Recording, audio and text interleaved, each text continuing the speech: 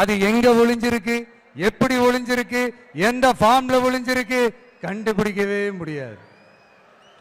கருத்தியல் பேசி கொள்கை நாடகம் போடும், கலாச்சார பாதுகாப்பு வேஷமும் போடும். அதுக்கு முகமே இருக்காது, முகமுடி தான் இருக்கும். முகமுடி தான் முகமே. இப்படி முகமுடி போட்ட கரப்ஷன் கபடதாரிகள் தான் இப்ப நம்ம கூடவே இருந்துகிட்டு இப்போ இங்க நம்மள ஆண்டுகிட்டு இருக்காங்க. எஸ், ஐ ரிப்பீட், நம்மளுடைய ஒரு எதிரி பிளவுவாத சக்திகள், நம்மளுடைய இன்னொரு எதிரி இந்த கரப்ஷன் கபடதாரிகள். நம்ம மக்களுக்கு தெளிவா தெரியும் யார் இங்க வரணும், யார் இங்க வரவே கூடாது.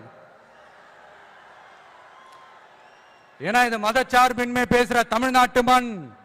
பெரியார், அண்ணா, பெருந்தலைவர் காமராஜர், வேலு நாச்சியார், அஞ்சலை அம்மா எல்லாம் பிறந்த மண். இங்க இந்து முஸ்லிம் கிறிஸ்தவர்கள் எல்லாம் அவங்கவுங்க வழிபாட்டு தலங்களில் வாழ்க்கை முறையில மட்டும்தான் இருக்கும். ஆனா ஒட்டுமொத்தமா தமிழ்நாடுன்னு வந்துட்டா, ஒற்றுமையை காட்டணும்னு வந்துட்டா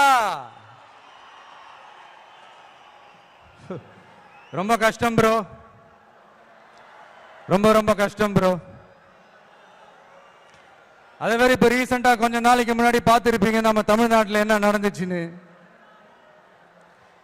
இங்க சாதி இருக்கும், ஆனா சைலண்டா மட்டும்தான் இருக்கும். சமூக நீதிக்கான அளவுகோலா மட்டுமே தான் அது இருக்கும். அதை வச்சு நம்ம மண்ணை வேற மாதிரி மாத்தணும்னு யார் என்ன ட்ரை பண்ணாலும் அது நம்ம மக்களை அனுமதிக்க மாட்டாங்க.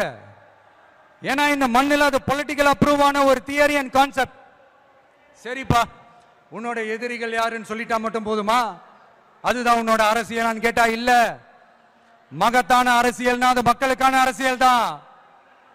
மக்களோட மக்களா, அவங்கள ஒருத்தனா, அவங்களுக்கான ஒருத்தனா, எப்பவும் மாறவே மாறாத அந்த குணத்தோட மனசோட களத்துல நிக்கிறது தான் எங்களோட நிரந்தர அரசியல் பாதை. எக்ஸாம் எழுதின உடனே ரிசல்ட் வர்ற மாதிரி நல்ல ரிசல்ட் கொடுக்கிற திட்டங்களை தீட்டணும், அது முறையை அமல்படுத்தணும், அது போய் மக்கள் கிட்ட போய் சேரணும். போய் சேர்ந்துச்சான்னு பார்த்துக்கிட்டே இருக்கணும். சோறு சாப்பிட்டாதாங்க பசியாரும், சோறுன்ற வார்த்தையை சொல்றதெல்லாம் பசியாராது.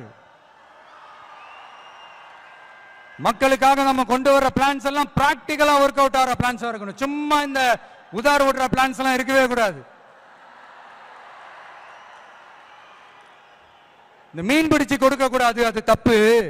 மீன் பிடிக்க கத்து கொடுக்கணும், அதுதான் சரி. அப்படி இப்படின்ட்டு சில பேர் சொல்லிக்கிட்டு சுத்துவாங்க. ஆனா நாங்களாம் அப்படி இல்லைங்க, கான்செப்டே வேற.